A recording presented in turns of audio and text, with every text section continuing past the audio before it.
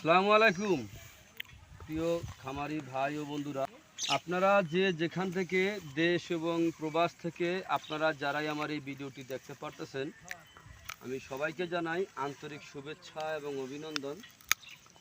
এই যে আমার সামনে যে ঘাসটা আপনারা দেখতে পারতেছেন, এই ঘাসটার নাম হচ্ছে ইন্দোনেশিয়ান স্মার্ট নেপিয়ার ঘাস। গরু ছাগলের প্রিয় ঘাস। এই ঘাসটি 12 মাস রোপণ করা যায়। এই ঘাসটিতে আপনার পাতা অনেক বেশি, এই ঘাসটি নরম। এই ঘাসটি গরু ছাগলকে খাওয়াতে কোনো মেশিনের প্রয়োজন হয় না। ইন্দোনেশিয়ান স্মার্ট নেপিয়ার ঘাসে কোনো বিচি হয় না, এই ঘাসে হয়ে থাকে কাটিং। প্রথমে যদি আপনি 4 থেকে 5টি গিটের একটি কাটিং রোপণ করেন, একটি কাটিং রোপণ করলে প্রায় 70 থেকে 100টি পর্যন্ত চারা কিন্তু আপনার প্রথমেই গজিয়ে থাকে।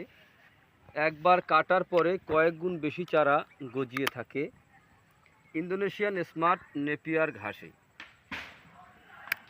ইন্দোনেশিয়ান স্মার্ট নেপিয়ার ঘাস গরু ছাগলকে খাওয়ালে আপনার দানাদার খাদ্য খাওয়াতে হয় না। দানাদার ছাড়াই আপনি গরু ছাগল খুব সহজে আপনি পালন করতে পারবেন শুধু এই ঘাসের মাধ্যমে। দেখেন, দানাদার খাদ্য যদি আপনার মাধ্যমে যদি আপনি গরু অথবা ছাগল পালন করেন, তাহলে আপনি দেখবেন হিসেব করে এটাতে অনেক খরচ হয়ে থাকে।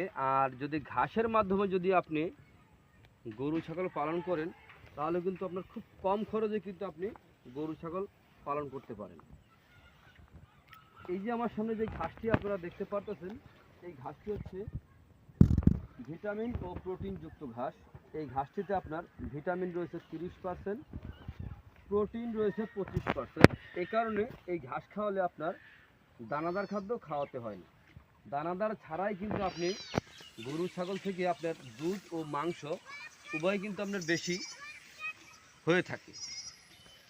তো আপনারা যদি এখনও কোনো খামারি ভাই আপনারা নতুন কিংবা পুরাতন আপনারা হয়ে থাকেন, যদি এখনও এই ঘাসের যদি কাটিং আপনারা রোপণ করে নাও থাকেন, তাহলে আমি বলবো আপনারা অল্প হলেও এই ঘাসটি রোপণ করে আপনারা দেখতে পারেন। কারণ হচ্ছে এই ঘাসটি খুব সহজে গরু ছাগলকে খাওয়ানো যায়। পাতাযুক্ত নরম ঘাস, ইন্দোনেশিয়ান স্মার্ট নেপিয়ার ঘাস। তো আপনারা